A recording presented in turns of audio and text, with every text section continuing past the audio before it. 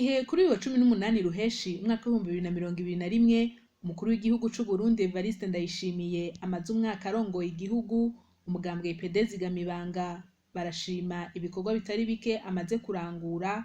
Aha uwurongoye uwo mugambwe Kassim Abdul akavuga nk'amahoro n'umutekano bikwiye mu gihugu cose, ingendo yo gutuza abakaboko, kubandanya umugambi wo kwigisha abana bato bato no kuvuza abana bari musi y'imyaka 5 n'abakenyezi ku buntu, gutahukana impunzi, ibiganiro biriko biraba hagati y'u Burundi n'amakungu n'ibindi.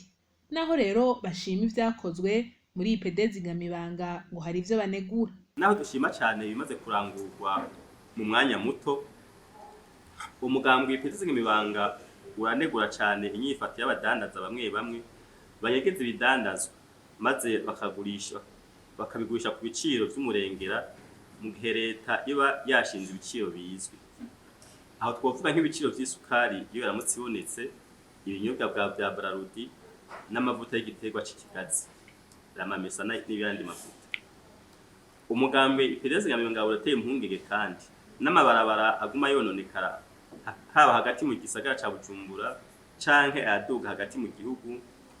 Tukaboneraho gusaba leta gushira inguvu zidasanzwe kuri ico gisata kuko gishobora gufasha mwigabanurwa ry'ibiciro vy'ibidandazwa. Leta yogendura neza n'ubwitonzi bwinshi ko amabarabara ariko arasigwa kaburimbo ko akugwa ku buhinga nyabwo atagusondeka, kuko kenshi aheza akabomoka ata mwanya uheze.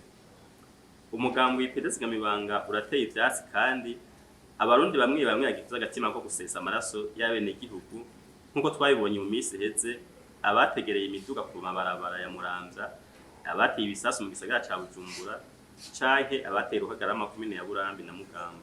Bagasaba abakozi ba leta n'abandi bose gukora nk'abikorera kugira abarundi bose hamwe bashigikira umugambi w'umukuru w'igihugu uvuga uti nduguriye twamugina, umunwa wose uronka icurya, umufuko wose nawo uronka amafaranga, ndugaye twamugina. Twifuza yuko rero hoja ingufu indongozi zikumva yuko bagaho umwanya ukwiye bagiye abanyagihugu babatoye.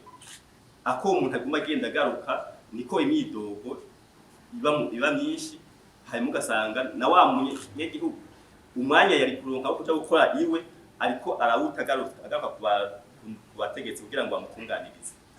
Rero demokrasi irashingiye rero kandi irashingiye gutwara neza, abatwara bose bakumva yuko bari hajya kugira ngo batunganirize bajya abanyagihugu baza kubitura.